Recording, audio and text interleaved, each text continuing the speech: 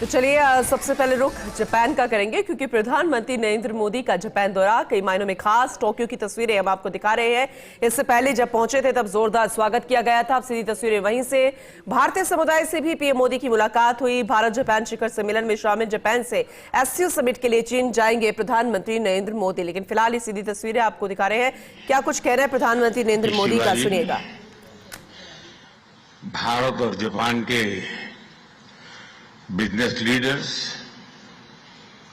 देवी और सज्जनों, नमस्कार, कोनिचिवा। मैं आज सुबह ही टोक्यो पहुंचा हूं। मुझे बहुत खुशी है कि मेरी यात्रा की शुरुआत बिजनेस जगत के दिग्गजों के साथ हो रही है और उसमें से आपसे बहुत लोग हैं जिनसे मेरा व्यक्तिगत परिचय रहा है। जब मैं गुजरात में था तब भी और गुजरात से दिल्ली आया तो तब भी आप में से कई लोगों से बहुत ही निकट परिचय मेरा रहा है और मुझे खुशी है कि आज सबसे मुझे मिलने का अवसर मिला है। मैं प्रधानमंत्री इशिबा का विशेष रूप से आभार व्यक्त करता हूं कि वे इस फोरम से जुड़े हैं। उनके बहुमूल्य वक्तव्य के लिए मैं उनका अभिनंदन करता हूं। साथियों, भारत की विकास यात्रा में जापान हमेशा एक अहम पार्टनर रहा है। मेट्रो से लेकर मैन्युफैक्चरिंग तक, सेमीकंडक्टर से लेकर स्टार्टअप्स तक, हर क्षेत्र में हमारी साझेदारी आपसी विश्वास का प्रतीक बनी है। जापानी कंपनियों ने भारत में $40 बिलियन से ज्यादा का निवेश किया है। मात्र पिछले 2 वर्षों में $13 बिलियन का प्राइवेट इन्वेस्टमेंट हुआ है। जेबीआईसी कहता है कि भारत सबसे प्रॉमिसिंग डेस्टिनेशन है। जेट्रो बताता है कि 80% कंपनियां भारत में एक्सपांड करना चाहती है और 75% ऑलरेडी मुनाफे में है। यानी in India capital does not just grow, it multiplies.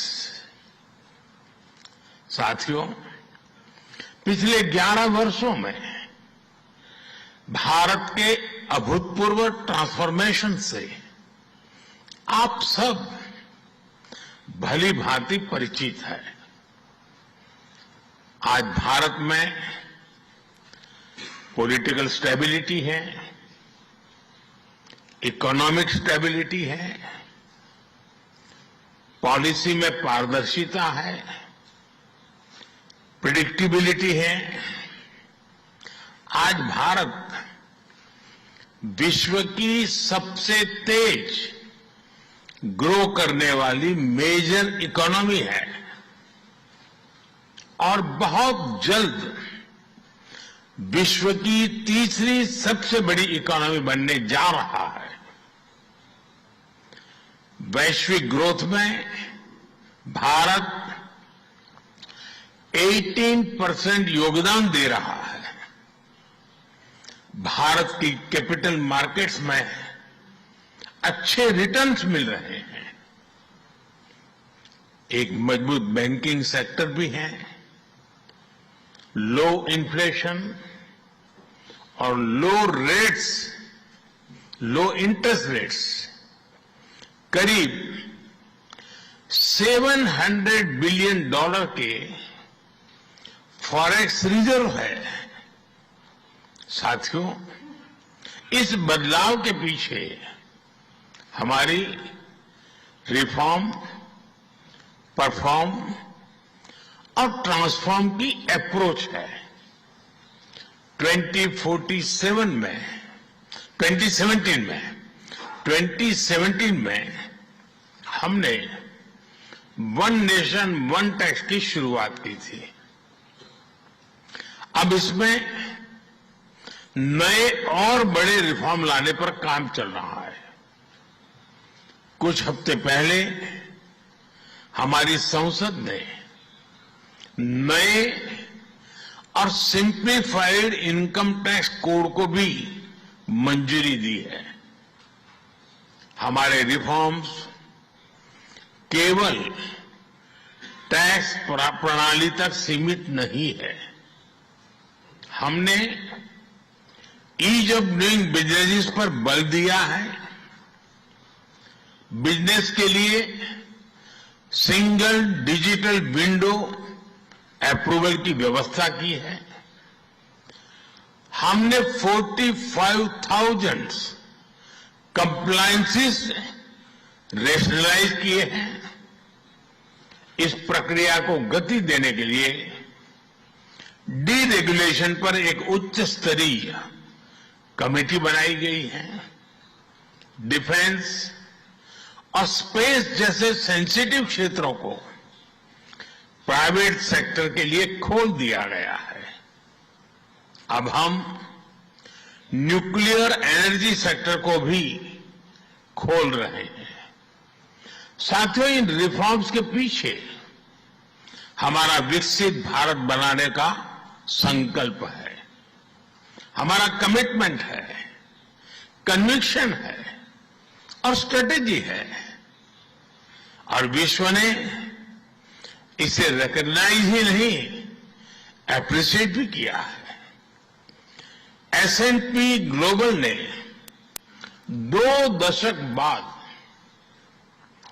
Bharat के क्रेडिट रेटिंग अपग्रेड किए हैं।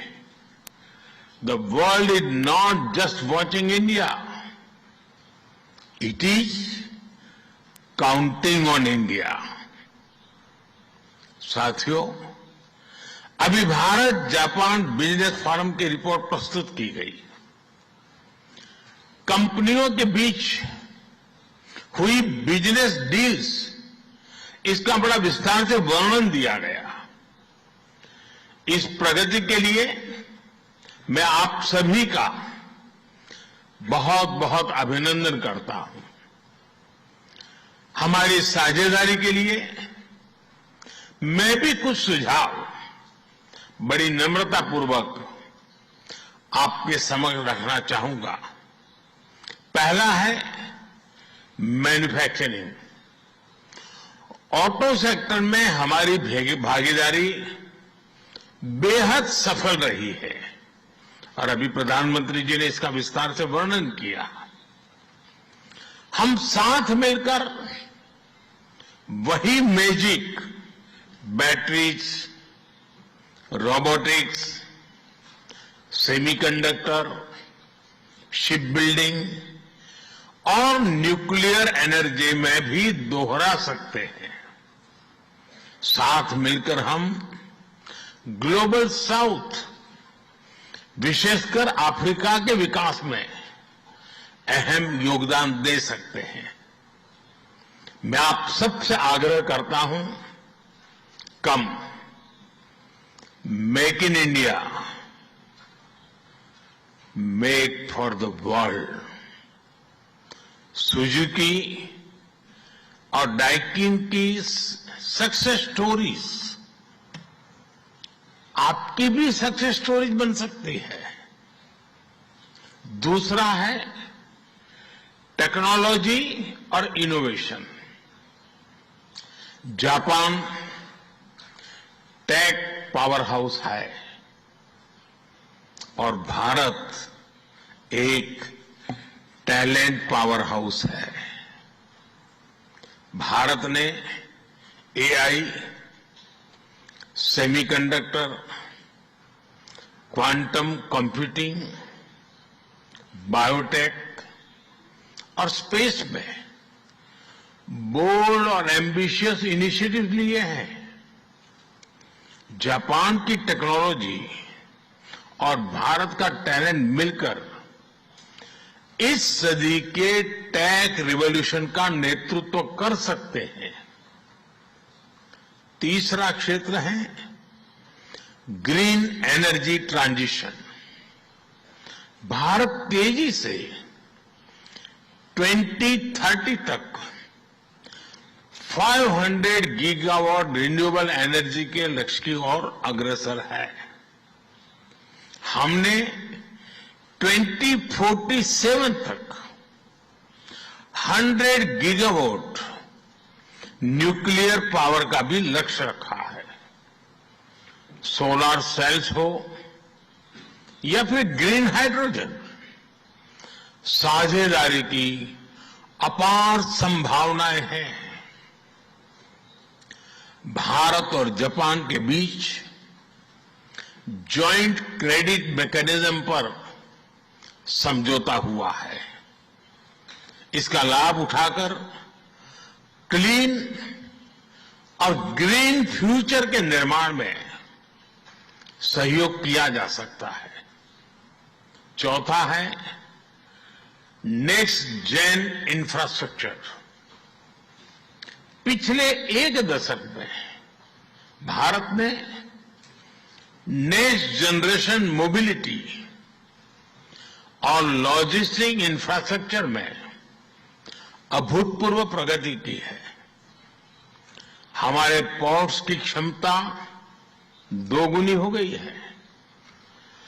160 से ऊपर एयरपोर्ट्स हैं। 1000 किलोमीटर लंबी मेट्रो लाइन बनी है। जापान के सहयोग से मुंबई और अहमदाबाद हाई स्पीड रेल पर काम चल रहा है। लेकिन हमारी यात्रा यही नहीं रुकती। Japan's excellence and India scale can create a perfect partnership. पांचवा है स्किल डेवलपमेंट और people to people ties. Bharat का स्किल्ड युवा टैलेंट वैश्विक जरूरतें पूरी करने की क्षमता रखता है। इसका लाभ जापान भी उठा सकता है। आप भारतीय टैलेंट को जापानी भाषा और सॉफ्ट स्किल्स में ट्रेनिंग दें और मिलकर एक जापान रेडी वर्कफोर्स तैयार करिए। A shared workforce will lead to shared prosperity। साथियों, अंत में मैं यही कहना चाहूंगा, India and Japan's partnership is strategic and smart, powered by economic logic. We have turned shared interest into shared prosperity. India is the springboard for Japanese businesses to the global south. Together, we will shape the ASEAN century, Asian century for stability, growth and prosperity। इन्हीं शब्दों के साथ मैं प्रधानमंत्री Ishiba जी और आप सभी का आभार प्रकट करता हूं। अरिगातो गोजाइमास। बहुत बहुत धन्यवाद।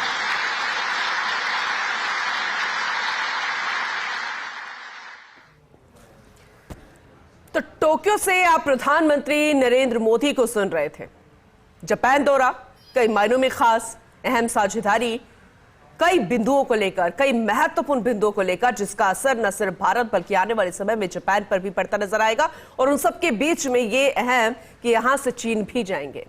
अब इसका भविष्य पर क्या असर पड़ेगा? चीन पर जाने के बाद बहुत सारी ऐसी चीजें थी जो पहले से ही बैन चल रही थी, वो चाइना की निर्मित चीजें थी। और दूसरी तरफ अमेरिका का रुख क्या रहेगा? बहुत सारे ऐसे पहलू हैं जिसे लेकर पूरी दुनिया की नजर बनी हुई है। चलिए इसी से जुड़ी आपको तस्वीरें दिखाते रहेंगे। क्या कुछ और कहना है प्रधानमंत्री का वो भी बताएंगे।